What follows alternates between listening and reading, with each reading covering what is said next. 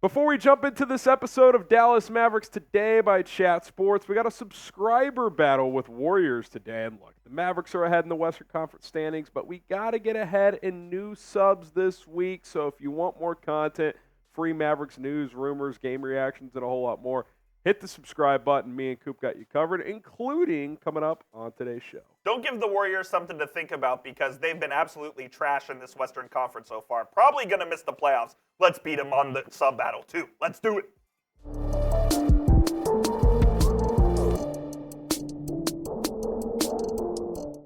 He's Jeffrey Cooperstein. I'm Harrison Graham. The Mavericks get a much-needed win last night, Coop. It was a little dicey even early on in the fourth quarter, but the Mavericks pulled away. Luka Doncic, after largely struggling from the field, I think he was like 5 for 15 or 16 at one point. He was 2 and 12. He had a better third and fourth quarter, but that first half wasn't really good. The three-point shooting numbers obviously down for Luka as well, but he did get it together there, and he gave the Mavericks a much-needed triple-double because they needed all of those points. Yeah, he finished strong, 29, 12, and 13. The three-point shots kind of slipped away from him recently. Hopefully it's just a few games slump there, but obviously he impacts the game in so many ways. I thought he was terrific. Kyrie Irving, good again late as well. 27 points, 21 from the field, 4 of 9 from 3.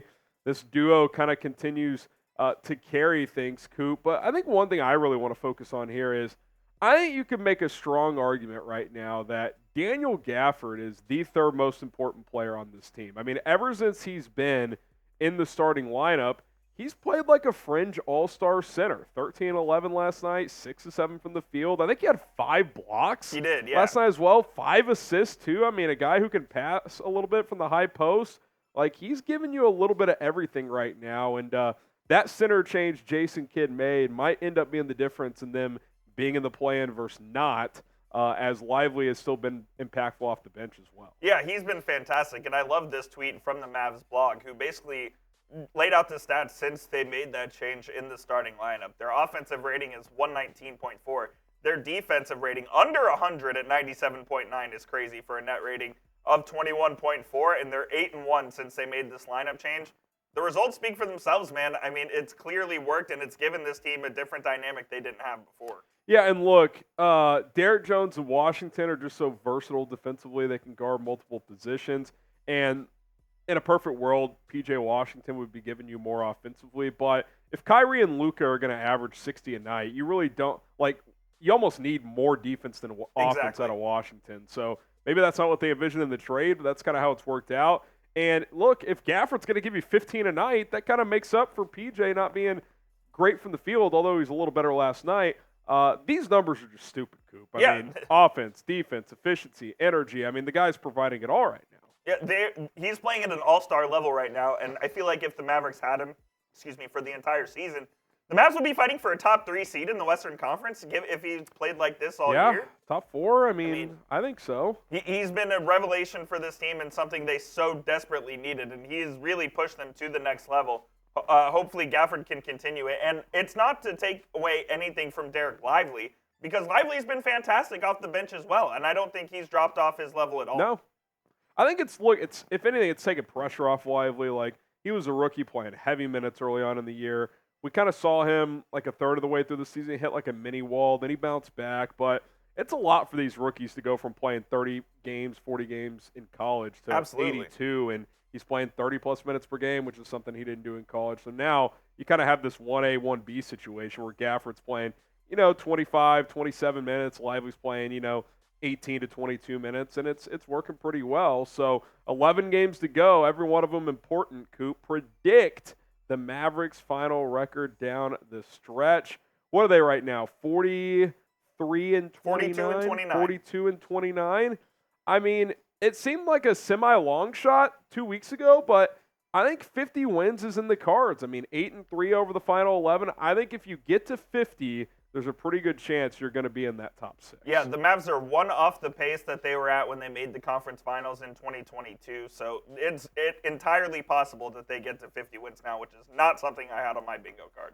Bring P.J. Washington back into the discussion. He was better last night. The three-point shot hasn't been great. He's not a sniper from out there by any means, but he should be a little bit better than what they've gotten there. But listen, I mean, if he's going to give you 12 to 16 points per game, even if it's just fairly efficient with how he's playing defense, I mean, I think he'll live with those numbers. He started out 0 for 4 from 3 last night. Then he made 2 huge ones there in the fourth quarter when the Mavericks were making their run to take the lead for the final time and kind of take control of the game. So, and I tweeted this out last night. It's pretty crazy that despite him not being able to make three-pointers basically in his time with the Mavericks, he still had an extremely positive impact on this team.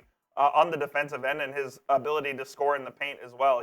He's been really good so far, despite not being able to knock down the Well, I think a big thing to point out is obviously they're different positions, but Tim Hardaway Jr., when he's not scoring, he doesn't really impact the game in other ways. Correct. Washington's been able to with his defense, his rebounding, his versatility on that end of the floor. Whereas Tim Hardaway Jr., who continues to remain in a funk, I think he actually started 3 for 3 or 4 for 4 last night. He had a really good first quarter for the Mavs, and then after that just went right back to being invisible. Yeah, I mean, it's going to be interesting when Josh Green comes back, Coop. I mean, where does that leave Tim Hardaway in this rotation? I mean, I tend to guess he'll still be in it in some regard, but I don't have expectations at this point that he's getting out of this funk and playing a major role. Maybe he plays a little bit better, but like, I remember when it was like a bad month, I was like, okay, like maybe he's not back to the hot start. Like maybe he won't get back to that, but like surely he'll like get back to like being at least himself.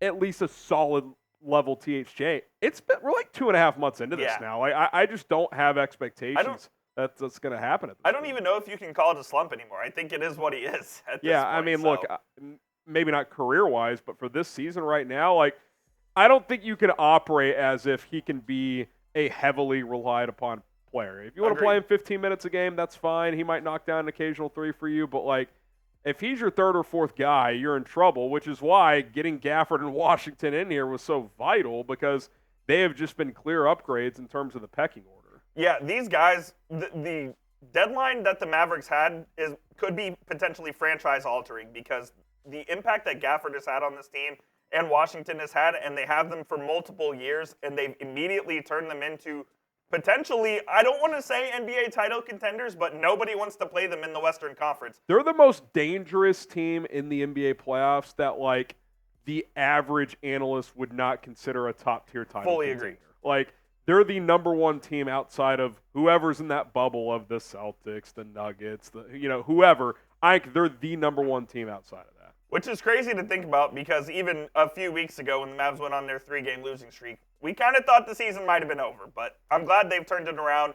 They've won 8 of 9, and we'll talk about the games here coming up in a couple of minutes, which are absolutely massive. But first, Harrison, tell them about our sponsor today. Yeah, a couple of big games coming up with the Kings, including one tonight. So perfect time to get going with Prize Picks. PrizePicks.com/CLNS is where you can download the app. Code CLNS.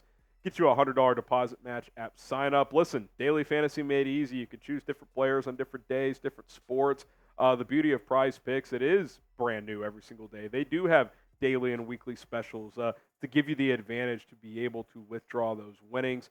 Go check them out right now. We got a little 3-player entry cooked up for you guys here. More than 33 points for Luka. It's going to be a battle tonight, so I expect him to play heavy minutes. And 2 for 11 from 3. I would assume he plays a little better tonight shooting-wise.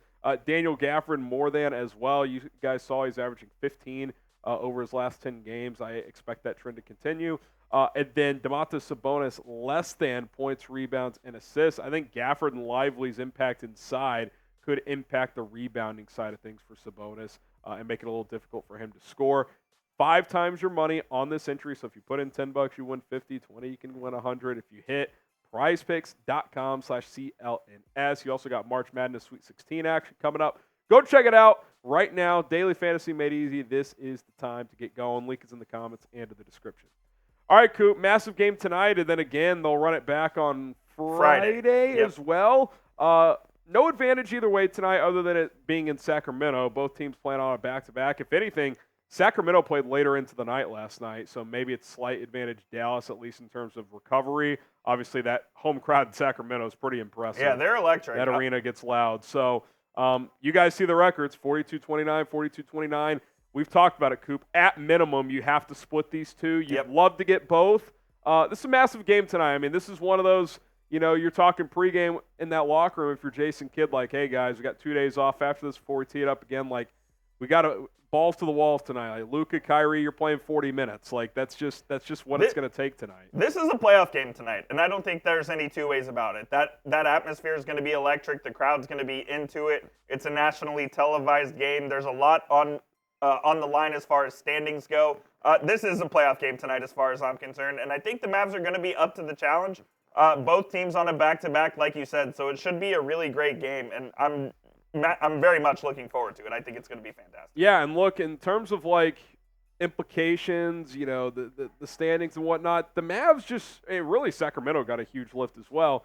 Phoenix just loses to San Antonio last night without Victor Wembanyama. Unbelievable. So the winner of this game has a clear leg up, Coop, for that number 6 seed right now in the Western Conference, and creeps a little bit closer to New Orleans, who's at 5, and is without Brandon Ingram for at least the better part of 2 weeks. So, you know, you might even be able to dream a little bigger if you're Dallas if you win this game. So really got to focus in tonight, Coop. I would argue up to this point in the season, this is the biggest game of the season for the Dallas Mavericks. Absolutely. It is the biggest game of the season for me, and then depending on how it turns out. Well, then Friday becomes I was going to say, I think regardless, Friday is the biggest game of the season as well. Yeah, it's 2 massive games here on this road trip, and hopefully the Mavs are up to the challenge, and I think they will be. Hopefully the 2 days off as well between this game and the game on Friday give them a boost. Yeah, it feels like the Mavs have kind of been in playoff mode anyway, trying to get out of that play-in scenario. So should be a fun one tonight. We, of course, will be back tomorrow breaking it all down. Depending on how the game goes tonight, we might throw a little YouTube short reaction on the channel as well, so be looking for that. He's Jeffrey Cooperstein. I am Harrison Graham. Lock in tonight. We'll see you guys tomorrow. Go Mavs.